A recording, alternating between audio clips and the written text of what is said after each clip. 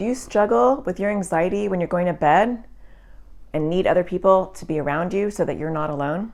We're going to talk all about it. Stay tuned. That's what's up next.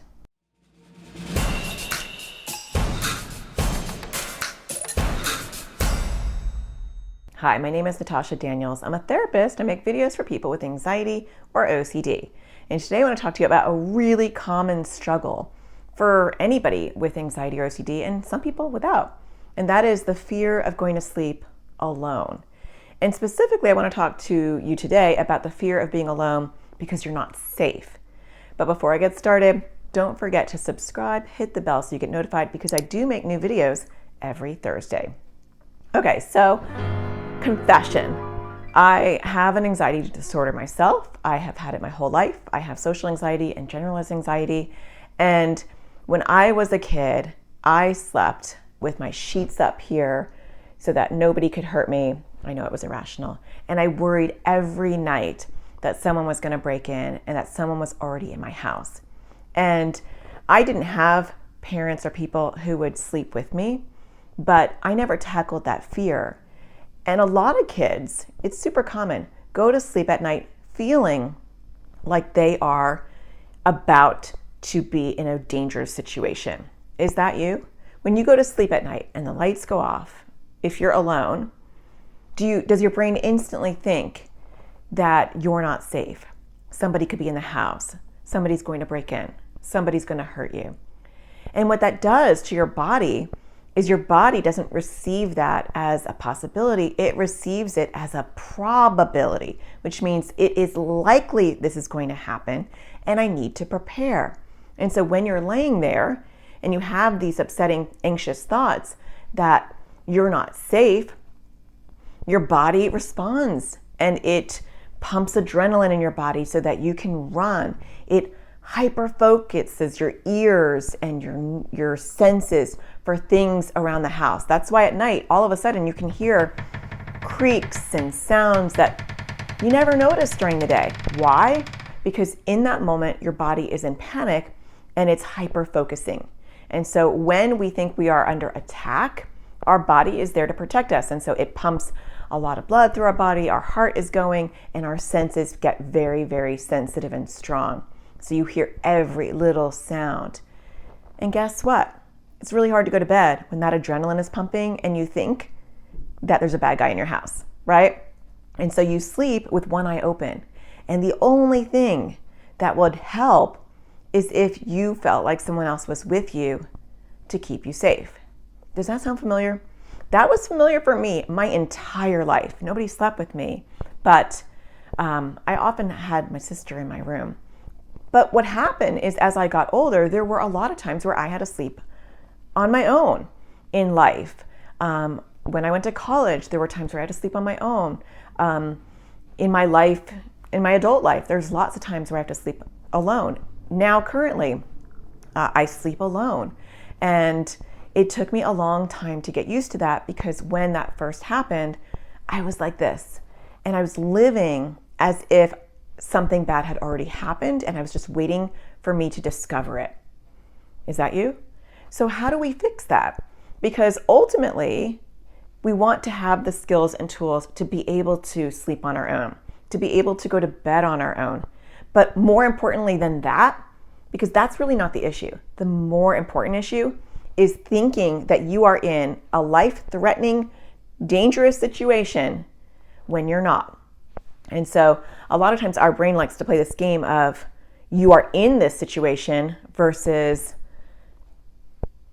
I'm in bed, I'm sleeping. What's happening right now in this moment? My house is quiet, I am safe. And so one of the first steps that you can do to help with those things is to reframe your thoughts. And so if your thoughts are the likelihood of someone breaking into my house is 99.9% every night, is that accurate? And for most people, depending on where you live, that is not accurate. In my environment, in my house, this neighborhood, is it possible? Well, anything's possible. Is it likely?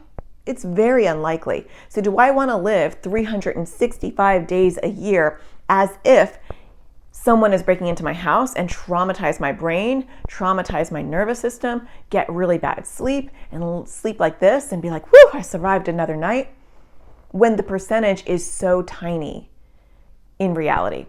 And so ask yourself, what is the percentage? What's the likelihood? What things keep you safe in your house? Do you lock your windows? Are the doors locked? Are there a zillion break-ins on your block, or are there a few? And this will be different for each one of you as far as what the reality is. But there are so many people where the reality is not that, but they're feeling that. They're feeling that reality. And there is something about going to bed with a calm nervous system and thinking about something else other than, I think there's a killer in my house.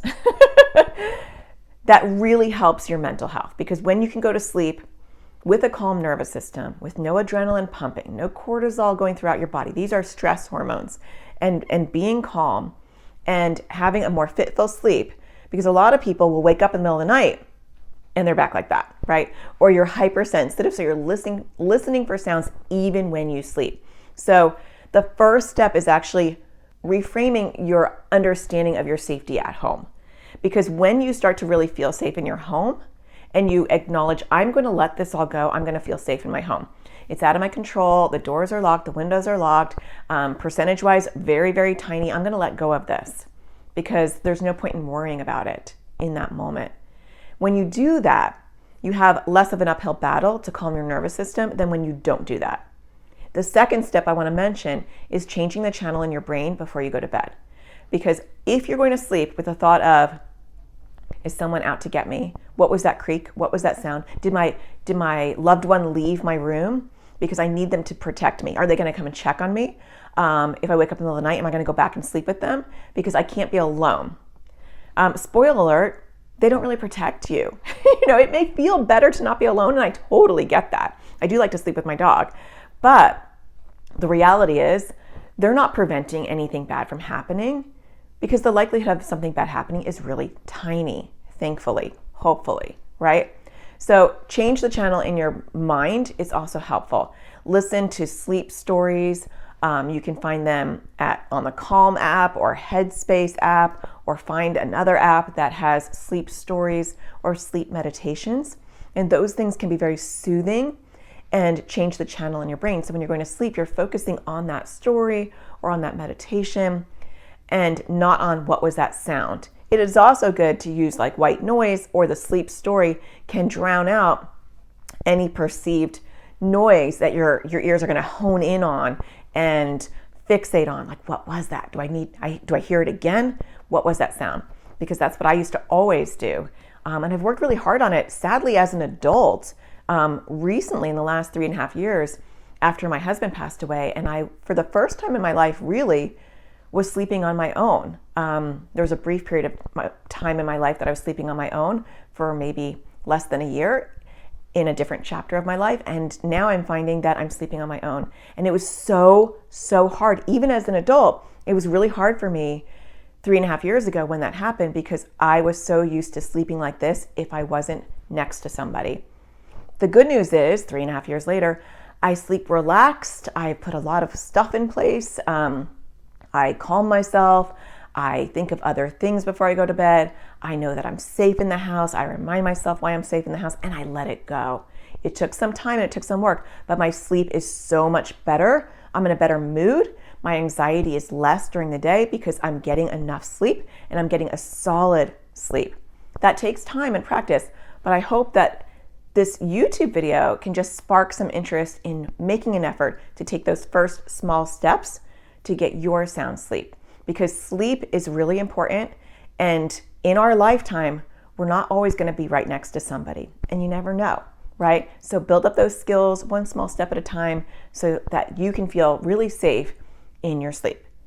I hope that you find the sparkle in everything you do. I do have a sleep course that is, if you want to dive deep on this and really learn the steps one by one, I'll leave a link in the description of this video, and you can check that out. It's on my online school at atparentingsurvivalschool.com.